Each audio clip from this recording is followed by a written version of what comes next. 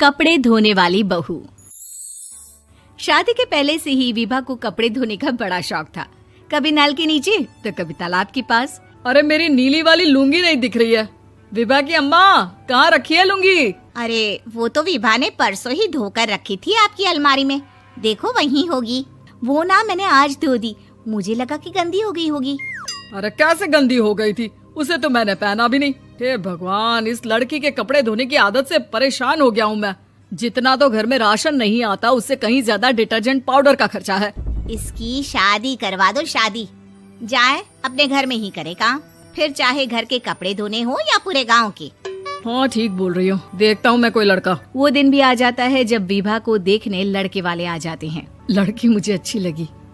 होने वाली सास कहती है, बेटी अगर कुछ पूछना है तो पूछ लो। वैसे तो हमारी लड़की बहुत ही शर्मीली है, जो बोल दो वो मान लेती है, इसे क्या पूछना होगा। अरे कैसी बात कर रही हो माँ, मुझे इन लोगों के घर रहना है, सवाल तो कई है। हाँ हाँ बेटा, पूछ लो ना, क्या पूछना है। आप लोगों के घर कपड़े कौन धोता है? सास का मुंह बन जाता है।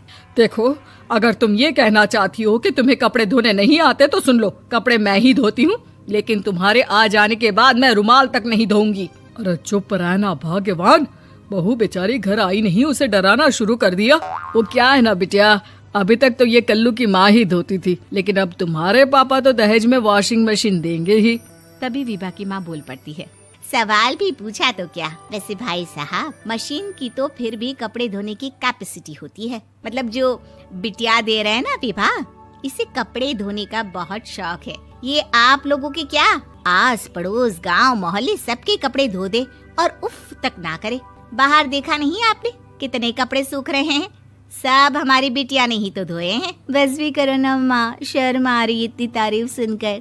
और तो और एक दाग निकाल कर दिखाओ तो मान जाऊं। हाँ अच्छा, माफ करना बेटा, मैंने गलत समझा। हमें तो रिश्ता बहुत पसंद है। और ऐसे जुड़ जाता है रिश्ता कपड़े धोने का शौक रखने वाली विभा का। उसकी शादी हो जाती है कोयला फैक्ट्री में काम करने वाले कल्लू के साथ। शादी के बाद अचानक विभा चिल्लाती हुई सास के पास आती है। सासू माँ, अरे सासू माँ कहाँ है आप? ये तो धोखा है, धोखा दिया आप लोगों ने मुझे।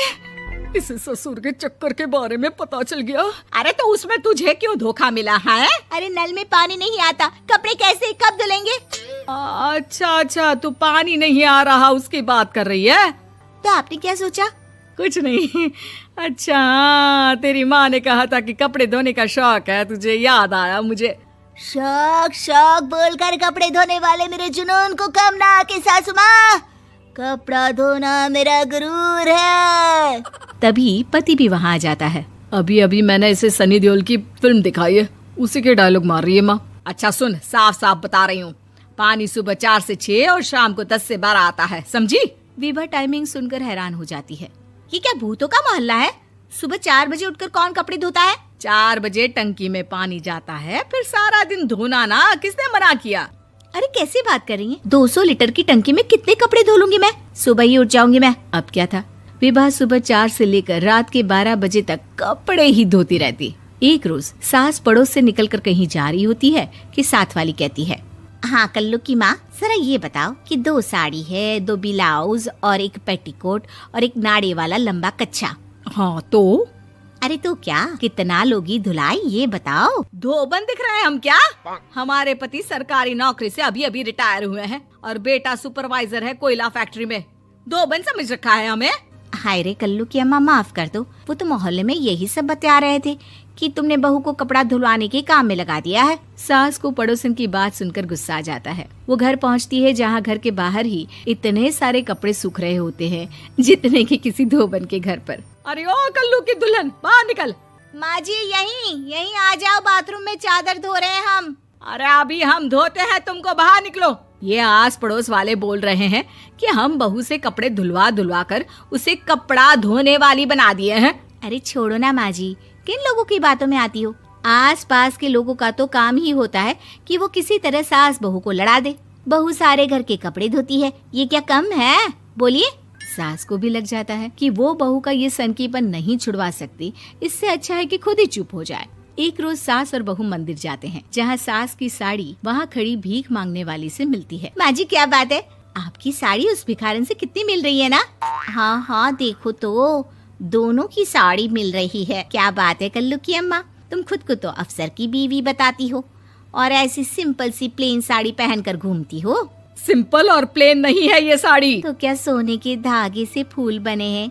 कुछ भी सासू माँ, कुछ भी। हाँ बने थे इस साड़ी में सोने के धागे से फूल। मेरे पति लेकर आए थे मद्रास से स्पेशली मेरे लिए 10,000 की। ताहे भाई साहब इस भिखारन के लिए भी सेम टू सेम साड़ी लेकर आए होंगे 10,000 की।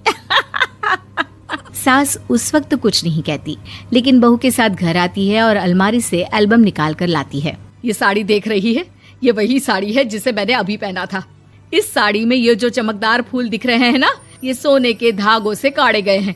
लेकिन तू लोकल वॉशिंग मशीन ब्रश से घिस घिस कर सारे फूलों को निकाल कर साड़ी प्लेन कर दी। मुझे माफ कर दीजिए सासू माँ। और तो और, जब मैंने तुझे तेरी गलती के लिए कुछ नहीं कहा, लेकिन तूने तो सबके सामने मेरा मजाक ही बना दिया। क्यों? बहू को समझ में आ जाता है कि अब से उसका कपड़े धोना बंद।